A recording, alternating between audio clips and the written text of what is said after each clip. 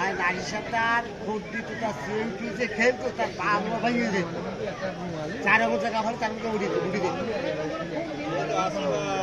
তোমার যদি বেলার যদি না খুঁজতে চেউটি তো ফিরিতে কোন বলে বেলার চেউটি ফিরিতে হয় তাই ফুট দেয় এই যে তুলি না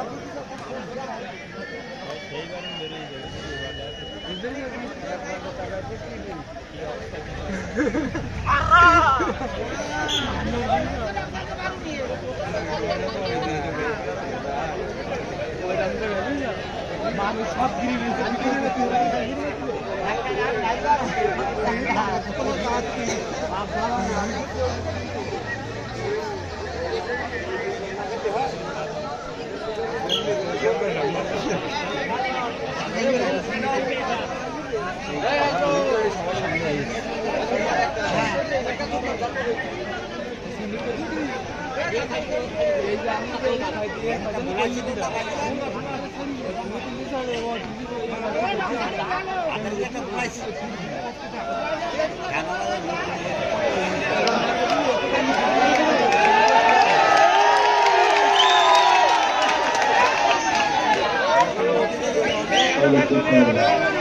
উত্তেজনা দর্শকদের মধ্যে মন বন্ধে বিরাজ করছে।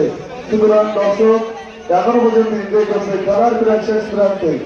এখনো পর্যন্ত কিন্তু বাচ্চা ভাই তিনি আশা ছাড়েননি, আমাদের আব্দুল গফুর সরকার বাচ্চা তিনি আশা ছাড়েন নাই, হতাশ হয় নাই।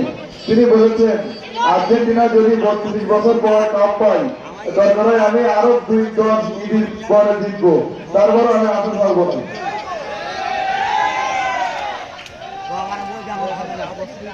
বলেছেন যে আমি আর্জেন্টিনা দর্শকদের থেকে বেশি ধৈর্যশালী। আর্জেন্টিনা যদি 32 বছর পরে সফলতার মুখ দেখে আমি আব্দুল গফুর সরকার আগামী 10 বছর অপেক্ষা করতে রাজি আছি। সুতরাং কেউ হতাশ হবেন না।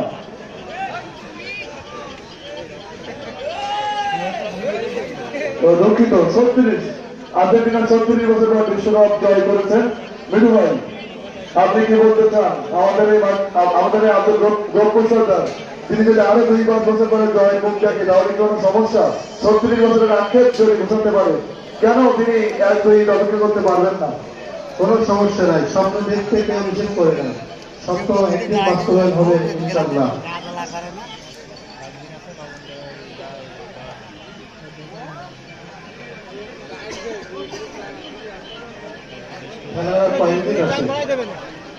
খেলা প্রায় শেষ পর্যায়ে চলতি খেলার আজকের দিনের সর্বশেষ খেলার সর্বশেষ মুহূর্তে কিন্তু আমরা চলে এসেছি। দেখা যাক কি হয়। সমতায় ফিরতে মরিয়া বাচ্চা। আমি রেফারিকে বলছি খেলার আর কয়েক মিনিট বাকি আছে, একটু সংকেত দিলে ভালো হয়। 50 মিনিটের ভিতরে আর কত মিনিট বাকি আছে?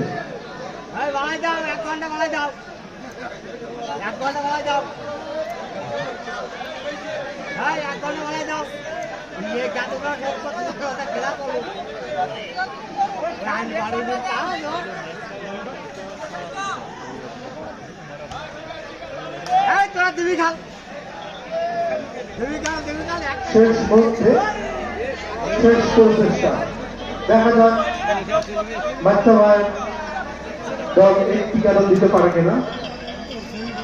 আমাদের সময়সীমা খুবই সীমিত, যে কোনো সময় রেফারির বাঁশির অপেক্ষা। বাঁশির সাথে সাথে আজকে আমাদের এই খেলা পরিসমাপ্তি ঘটবে।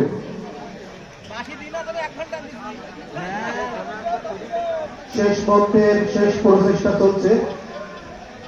একটি গ্যাদরের অপেক্ষায় আছে সিনিয়র একাদশ। দেখা যাক সিনিয়র একাদশ একটি সান্ত্বনা গ্যাদর দিয়ে খেলাটি শেষ করতে পারে কিনা।